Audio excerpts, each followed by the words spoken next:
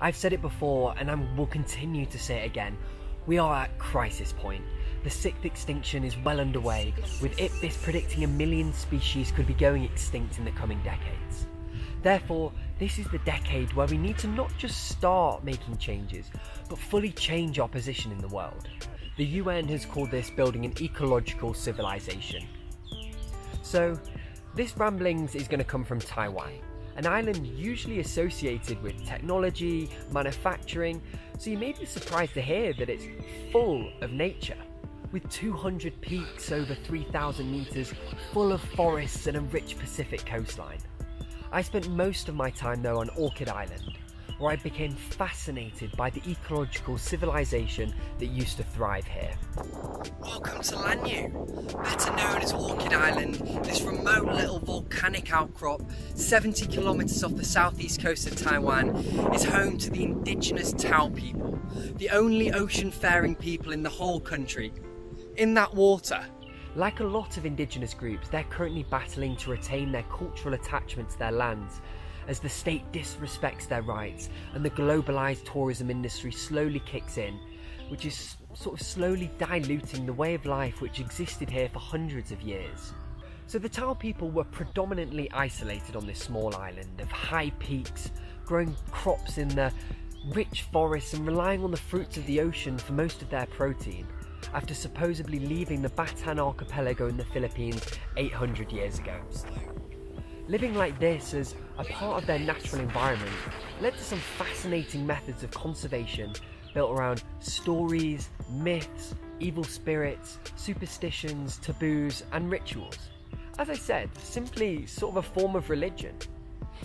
It's important to recognise that they were masters of their environment, reading the subtle clues of environmental changes to dictate their next move, such as when the little tern shows up, so will the dolphin fish, or when the black-crowned night heron appears, the weather is going to be unpredictable or unstable. It all comes around like clockwork. Their seasons too weren't like ours, but instead waiting for the flying fish season, and the flying fish have gone. Flying fish, therefore, the most important thing on the island, and the unique traditions that come with it are a prized tourist attraction. As well as this, I found this most intriguing because it summed up the circular relationship with our environment and how these myths, taboos and superstitions have been created such as to pass down the knowledge of the environment and cement in natural law the ideas of conservation, which are so necessary on an island of finite resources. So, the story had it that when men started collecting the flying fish, many bad things started happening. And the sea god came to them and sort of told them how correctly to treat God's fish, how to catch it, how to respect the sea, even down to what you are and aren't allowed to do on land, such as throwing stones onto the boat or scolding and fighting with each other. This prohibition or restriction on what you can and can't do is called a taboo.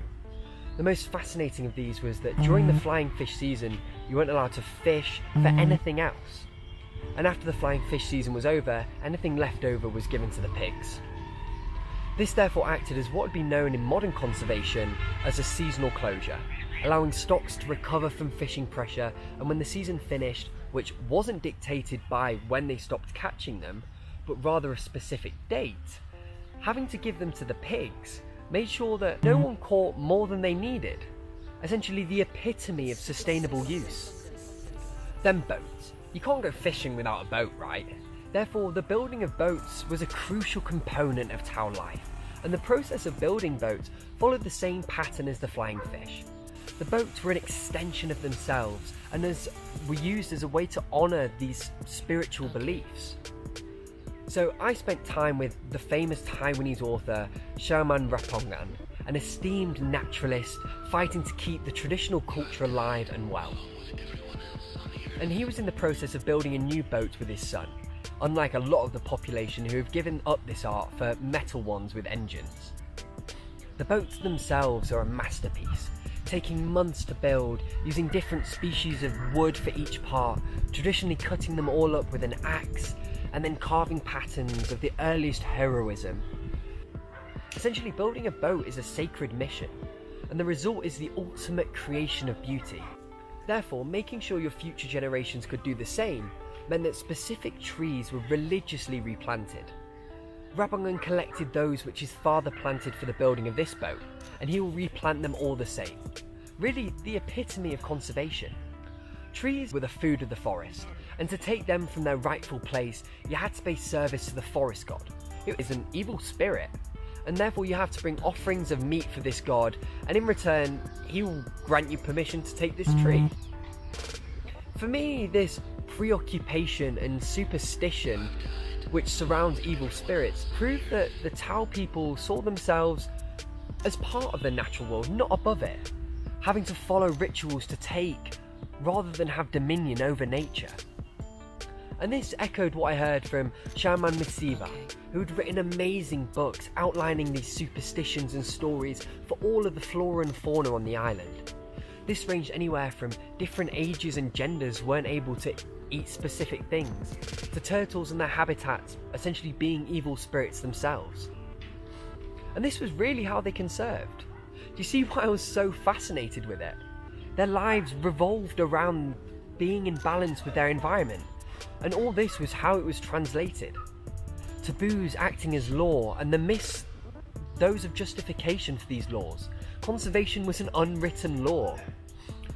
It's really obvious that the flying fish culture has directed life on this island for so long, but through globalization and industrial fishing chipping away at the sustainability of these fish and their lifestyle, I wonder whether soon these cultures will disappear, and with the tides of time, and with it their knowledge and expertise. But as I said at the start, in a time when we need to start thinking how the hell we can dig ourselves out of this mess, is there anything that you can take from the Tao people, who integrated the concept of conservation into inheritance and life? Ramblings out. And to keep up to date with everything, make sure you give all of these a follow.